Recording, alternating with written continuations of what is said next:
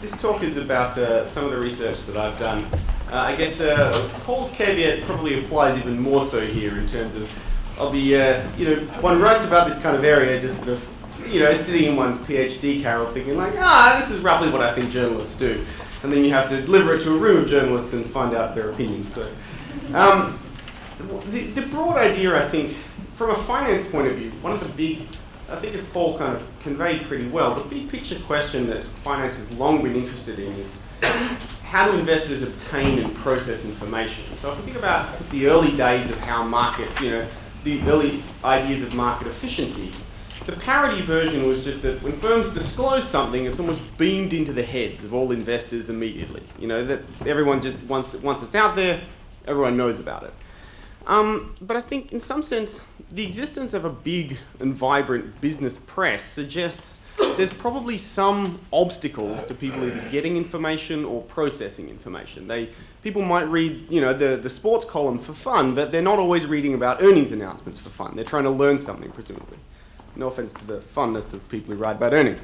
And so I think the question then, that academics have been interested in is how is the media affecting information processing and share prices? And I think one of the other part that this paper, that my work touched on is this idea of does this in turn create incentives for companies to change their behavior, to market or promote their news in a particular way? In other words, can firms affect what media coverage they receive? And of course, the idea of people affecting the media coverage they receive has a long and storied history. The movie Wall Street seemed to think that journalists were just bought and sold. Gordon Gekko would call up his contact at the lightly fictionalized Wall Street Chronicle and just tell him what to write about in terms of which stocks he liked that day.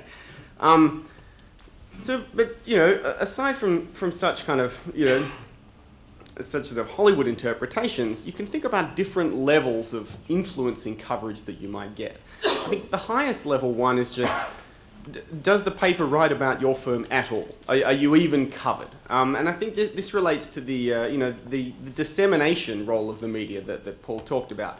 This would suggest that the media can have an effect even if all they did was reprint exact company press releases word for word and distribute them to a wider audience. If the dissemination role of just getting people's attention could still matter. The second possible level of thing you could influence is saying, if they're going to write about your firm, which stories do they actually cover out of the many things that happens at the firm? This ends up being related to the idea of certification or interpretation. Okay? And I think this one is still particularly important at the moment. Now you can go on Google and search for any press release you want at a cost of zero. So the dissemination role possibly becomes smaller, but there's thousands of press releases and you can't read them all. And so people need some way of trying to figure out which ones are accurate, which ones are important. And so, the idea here is that, which stories get covered could matter on that front. If they're going to write about a story, the next question is, what do they actually write in the story? Okay? I think this is a very interesting question. Whether you can directly influence what goes in the column. For various reasons, I think this one seems harder to influence, and I'll have some more to say about that. The main mechanism of possible influence that I'm looking at is using investor relations firms. Okay, so these, I'm sure many of you that work as finance journalists probably have to deal with these guys all the time. These are external private partnerships mostly. It's a subset of public relations dealing with communications with the market and with investors. At least in my sample, about 13% of US publicly listed companies used one of these external investor relations firms. Tends to cost about $470,000 per client in fees, which is, it's money, but to a big public firm, it's small money. It's a relatively small component of their expenses. Okay? Just a list of, some of the big kind of IR firms, at least as of 2005. I guess the number that's useful to know is that most of these guys, probably the mean number of public clients of an IR firm is about 5. They have private clients as well, but they usually manage a smallish number of relationships. Okay. So the question is, what are they getting out of it? Why are these companies hiring investor relations firms? One strand of literature looked at the idea of investor outreach on this, that this is about increasing visibility, institutional ownership, analyst coverage, and so forth. So there's reasons other than the media why you might want to have one of these guys working for you. The big thing that I was looking at is the idea that these guys might help you change your media coverage, that they may have specialized links to media outlets that mean that they can have a different effect on coverage than if a guy from the company calls up the media directly. Okay? In other words, that these guys might be essentially marketing for your news. Okay? And when you think about what exactly the marketing role might be, there's two big ideas that you can, there's a variety of ideas, but the two big ones that come in from what you think they might be getting out of it, one I call spin, and the other one I call attention. So the spin idea, and spin is probably not the best chosen word here, because it's not so much the guy who puts a positive gloss on a bad story. What I mean in this context is getting you more coverage of your good news. Okay? In other words, that you have a range of stories that come out and they want to make sure that more attention and more focus is paid on the positive ones that paint your firm in a good light. Okay? And so the prediction here that you would guess is that investor relations firms should get your company more coverage of its good news relative to its bad news, compared with an existing firm that didn't use one of these IR firms. Okay? And then from a finance perspective, what's that going to do? If you think about what the idea is in terms of the certification role that we talked about, investors probably have this difficulty that they're trying to figure out which stories are accurate and important and which ones they should place a higher weight on. So if you imagine that being covered in the paper influences that they look at that they see that the story they read about in the media must be a more important story than the one that they had to hunt down themselves that didn't get coverage. If you think about that view of the world, people are going to update that the good news is more important, because they read about it in the papers, and the bad news is less important, otherwise they would have read about it more widely. If people think that, more coverage of good than bad should push up the share price. Okay? And it should push it up around the news that you can spin, that you can actually get this sort of disparate coverage of the good news. And I think this is probably where the sort of finance training comes in. What seems obvious, more obvious from a finance perspective, is that you probably shouldn't be able to do this forever. You can't push up prices in perpetuity if nothing's actually going on at the firm. You may be able to do it for a while, but sooner or later, either the earnings and the good news materializes or it doesn't. If you change expectations but don't change reality, eventually people are going to get disappointed. We'll see about, we'll try and see when that happens. I think the other possible role the other standard role that these guys might be doing is just an attention role. In other words, they're just trying to increase the company's overall visibility. And if you think about what that means in this context, it's really just saying they're trying to increase your overall media coverage without worrying particularly whether it's good or bad coverage. Now, that may seem counterintuitive that a firm may want to increase coverage of its bad news, but if you think about things from an information asymmetry perspective, firms do try and disclose a lot to try and show that they're honest brokers, that they're giving a fair perspective of the firm, that investors should feel confident investing in them. So the idea that they may want to present a widespread, even-handed portrayal is not as counterintuitive as it may seem, even though each bad news story you may prefer to get less coverage. But a pure visibility play would just say, we just want a higher profile for our firm. And so why might you want a higher coverage of your firm? Well, there's a series of papers dating back to Merton 87 portraying the idea that visibility can be related to a company's cost of capital. So investors lend money to the firm, either by buying equities or buying debt, and the firm has to promise them a particular rate of return or offer a discount on securities in order to attract people to invest. The idea here is the more people that know about your company, the more willing investors there are to buy your firm's securities, and so the less of a discount you have to offer when you offer them to the market. And so just having a more liquid market of investors would be attractive from that point of view. So what would that predict from a finance perspective? Well, when you start increasing the visibility of your firm and more investors start looking at it, you should see an increase in price. Okay? And after that, you should see actually lower expected returns. The idea here being that in the long run, the firm's cost of capital is the expected return on its equity. Okay? So in other words, you should get lower returns because everyone knows this security and it's liquid and they're willing to buy it. Okay? So for this study, I was basically matching up, information on public relations firms, which comes from O'Dwyer's Directory of PR, public relations firms, with all of the news sources in Factiva. So this is, all publicly listed news sources that this covers, from newspapers and news wires and a lot of different stuff. Okay. So first, to look at what happens on the coverage side. I was looking at the media coverage you get around press release issuance. So firms issue a press release on Business Wire or PR Newswire or something like that. And we're going to see what coverage they get in these other news sources over the next couple of days. And there's three big things we're looking at. Does having an investor relations firm increase your coverage? Does it increase it more for the good versus the bad? And is there differences in how much they can spin different types of news? The news, similar to the way Paul talked about, we're measuring it in terms of press release tone, just the language used in the press release. You can measure it different ways, but this was the basic one. So I guess this is the base picture of the effect of using an IR firm on news coverage. So these are the changes in coverage. So these 0.4 is saying you get 40% more. Okay? And you can see that this is after controlling for other confounding effects. Using an investor relations firm across the board is associated with higher media coverage. And here I've broken it into earnings announcements and non-earnings announcements.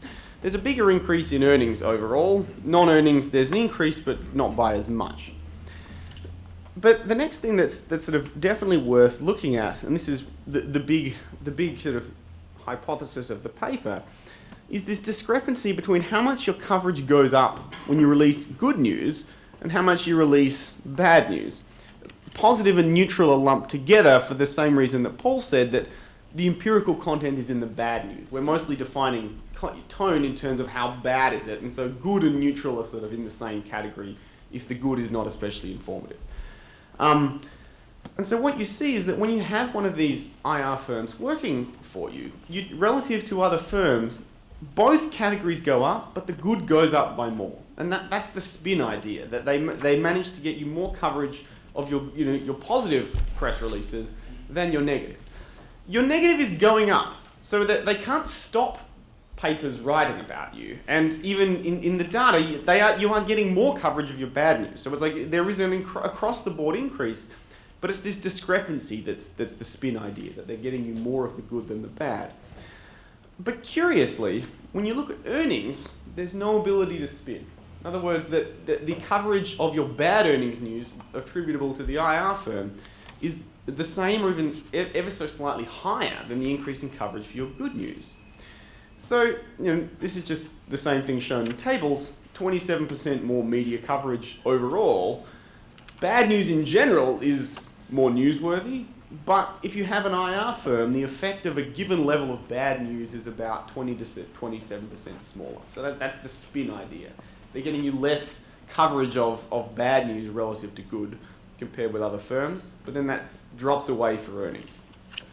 So the question is, why can't you spin earnings news? Why can't you only get more coverage of your positive earnings than your negative earnings? I think my hypothesis that here is that there's less opportunity for selective promotion. In other words, if you have an unscheduled press release, a product launch, or something like that, it's easier for people in the media to miss it if their attention isn't directed towards it. So if you have some guy calling up people and promoting the story, it makes a bigger difference because they probably might not have read about it otherwise. But with earnings, everyone knows it's going to happen. It's the same, pre-scheduled in advance. It happens at about the same time each year. We know it's going to be a big deal for the firm. if everyone already knows about it, the value of your phone call is going to be a lot smaller because they possibly were planning on writing about it anyway. I think the other aspect here is that there's probably also more hard information in earnings. If you have some story that's slightly hazy, some member of the board resigned, it's a lot easier to put a particular interpretation on that.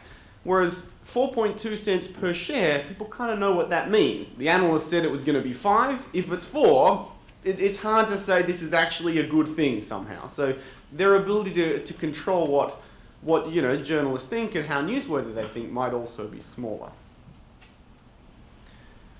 So we can see that these guys spin the news, but they can't really do it for earnings.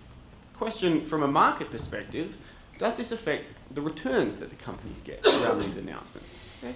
And so I want to look at the returns around these earnings and non-earnings announcements, and in the same way try and estimate how different are the returns in these categories associated with having an investor relations firm. Again, after controlling for as much as we can of other things going on that may affect the returns. So this is the change in returns, the difference in returns that we can attribute to having an investor relations firm. And so what you see is, for the non-earnings announcements, you get higher returns. This is about 11 basis points per press release. The median firm is about, non-earnings press release, the median firm has about 2 of these per month. Okay. For earnings announcements, it's actually worse, considerably worse. It's about 33 basis points lower returns associated with having an investor relations firm. So you're getting worse returns on the day you announce earnings. Okay. This is just the same thing in regression form. So why is it worse? Why are you actually getting negative returns around earnings? And it is worth noting, these really are negative. It's not just that they're less happy. They're actually sad. Investors are disappointed and the actual abnormal returns are negative at an absolute level. The basic idea here is you can't fool people forever. In other words, if what you're doing by increasing your positive media coverage is increasing people's expectations, if you change expectations but you don't change anything at the factory, eventually people are going to be disappointed. In the long run, they will figure it out. And they figure it out when it's not backed up by hard earnings. In other words, the low returns happen around the hard information that you can't spin. Because when the ability of IR firms to influence what happens is low and there's a hard benchmark comparison, that's when you see the disappointment set in. You can't raise prices in perpetuity. Okay? Question is, at the moment, these are just associations. We're saying if you use an investor relations firm, these are the patterns we observe. But there's always the question of what economists call identification. Are you really measuring what you think you're measuring? Is this because you used an investor relations firm? Or is this just telling us something about the kinds of companies that are likely to use investor relations firms, but it's not the investor relations firm itself? Well, we're going to try to tackle this a couple of ways. We really want to shock to the ability of an investor relations firm to influence the media. So one way I looked at is looking at turnover amongst reporters that seem to be connected to particular investor relations firms. Now, again, economists use these words loosely, but what do I mean concretely about connections? I mean, in the past year, a journalist wrote about multiple clients of the same investor relations firm. Now, bearing in mind that the median IR firm only has 5 publicly listed clients. So if you're writing about 2 of them, you're saying it seems likely that you possibly knew the guy someone at the investor relations firm. Maybe you didn't, maybe it's just coincidence. But if it's coincidence, none of this should matter. And so we're going to look at what happens when a journalist who was connected to an investor relations firm drops out of the sample. They leave to write the great American novel, they move to the sports section, something like that. The guy you knew at the paper isn't at the paper. Okay? What happens to the IR firm's ability to influence the news? So this is just sort of showing how that works. Suppose you've got Edelman PR, it has 3 clients, Google, Alcoa, and Coca-Cola, and there's a bunch of famous journalists are writing about them. And then, in a given year, Walter Winchell and Joseph Pulitzer decide to retire. Okay, they wrote about different companies. Who's connected to Edelman? Well, it's, in this case, Walter Winchell and Ernie Pyle both wrote about multiple clients of Edelman. So we'd say they're connected to Edelman PR in that given year. So what we're going to look at is what's the fraction of Edelman's connected journalists that left in that year? Because there's two, Ernie and Walter, and only Walter left, the connected turnover is half. And it's worth noting it's half even for Coca-Cola, where the guy who left didn't actually write about Coca-Cola. He's just connected to the PR firm that Coca-Cola hires. So in other words, there's a drop in the influence of your investor relations firm, regardless of whether the guy who left wrote about you personally. And you can also compare that to the alternative about what happens if a journalist who just writes about that company leaves. So, this is Apple, who doesn't use an investor relations firm. Joseph Pulitzer wrote about him as well. So Apple lost a reporter, but it didn't lose a connected reporter. Okay? So we're going to see if that has the same kind of effect.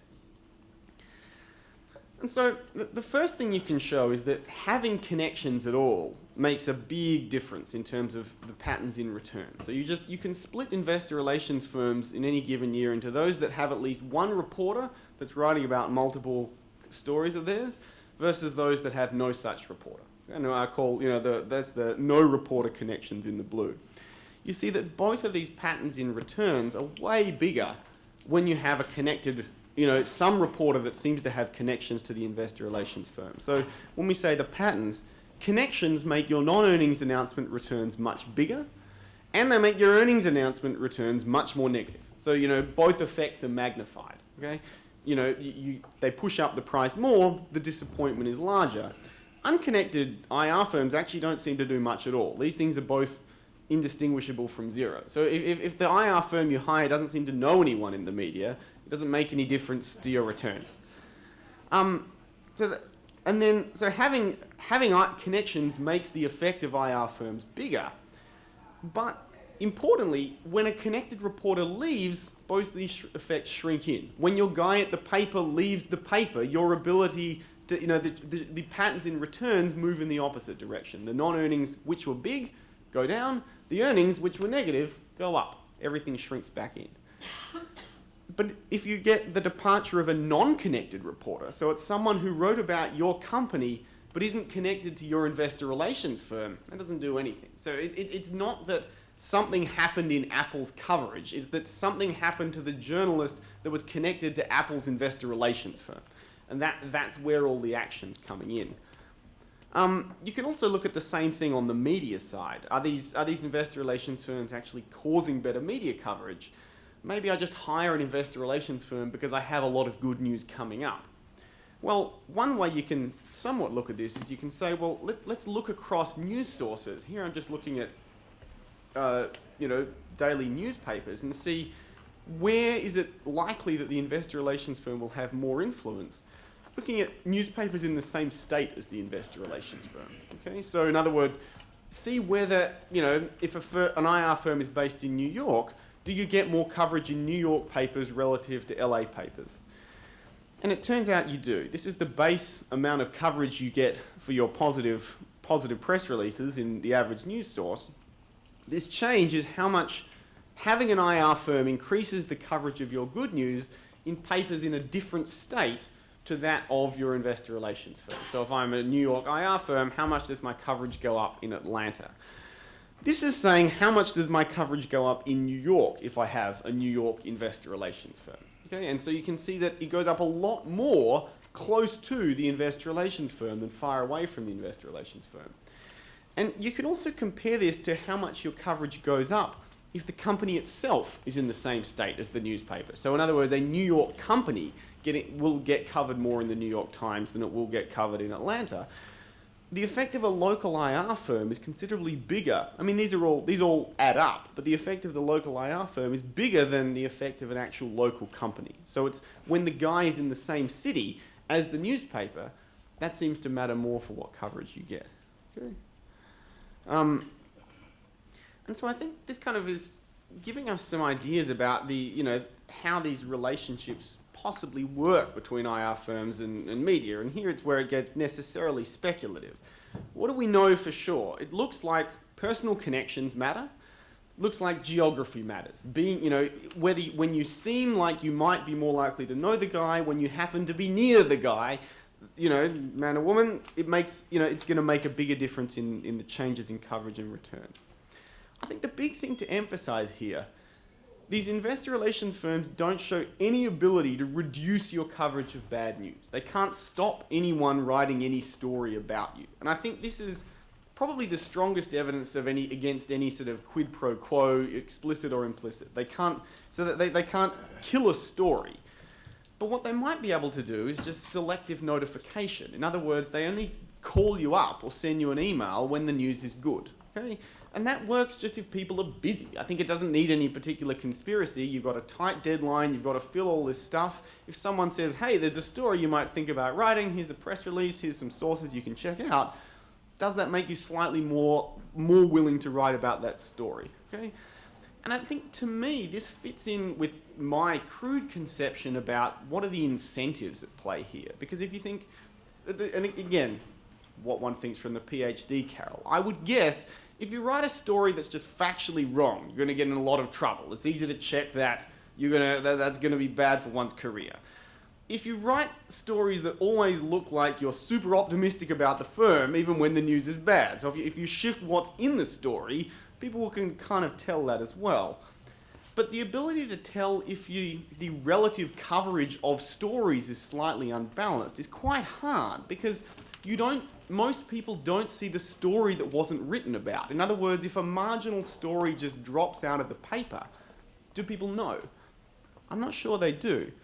The other thing that didn't end up making the published version, but is interesting, is that journalists, when you look at what they write, if there's an investor relations firm, they actually write slightly more negative stories in terms of the tone of the final article and about IR firm clients. And I think, to me, this seems to suggest people know that they're being, in some sense, fed a story and compensate somewhat for that, but they're still writing about a good story. The base effect is, even if you shade your coverage down a bit, if it's still good news, investors end up mostly being affected. The other question, of course, that you're probably thinking about then is, well, why would firms pay for this? Why are you paying to temporarily boost your share price if it comes back down? It looks like part of this might be some form of investor manipulation, similar to earnings management. And there's at least, you can't prove this, but there's a whole lot of correlations that go that way.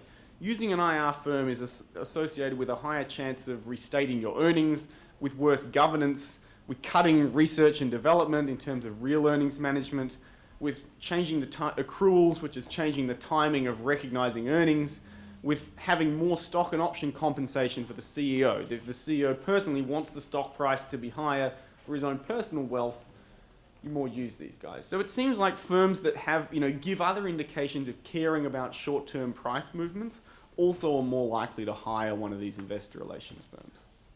Okay.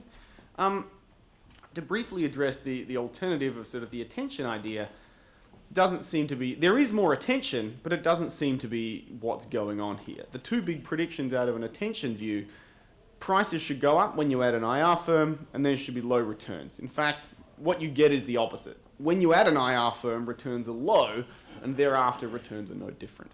Okay? So I think at least the punchline here is that, similar to what Paul suggested, media coverage is affecting investor expectations. And again, investors can't seem to be able to distinguish between the story that's genuinely newsworthy and the story that's there because of some sort of influence. Firms can choose, to a certain extent, the kind of coverage they get. And again, reporters and newspapers seem to have more complicated incentives than the standard model of just print whatever's out there. I think we have time for a few questions.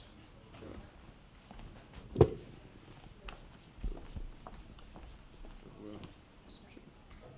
Yeah. Thanks for a great presentation, David.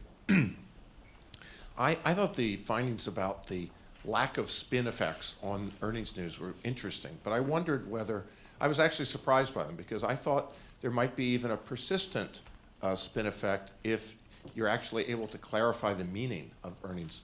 So for example, suppose that you look just at the subset of earnings announcements in which the headline earnings number was very different from a sort of core earnings concept.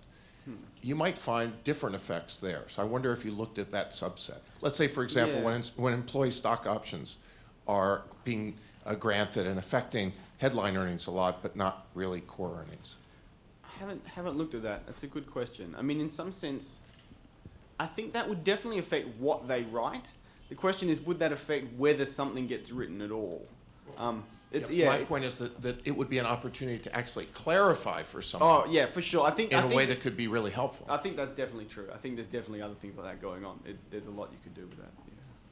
Do you have the timing when the IR firm is hired? Because you can look at when the CEO exercise stock options and sell stock options. Maybe sort of they hire in anticipation of the fact they want to sell some stock, and they hype temporarily, and then they do their job.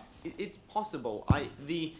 It's a little bit hard because a lot of these relationships are very long-lived. I only have like 6 years, and a lot of them last the whole sample, basically. I can't tell if that's just because IR firms keep claiming that Coca-Cola's our client because we once did some work for Coca-Cola. Because they're ranked by like, well, we get lots of fees, and that's prestige. So, that's a very interesting idea. I don't know that it's quite enough data to get at it, but I think it's.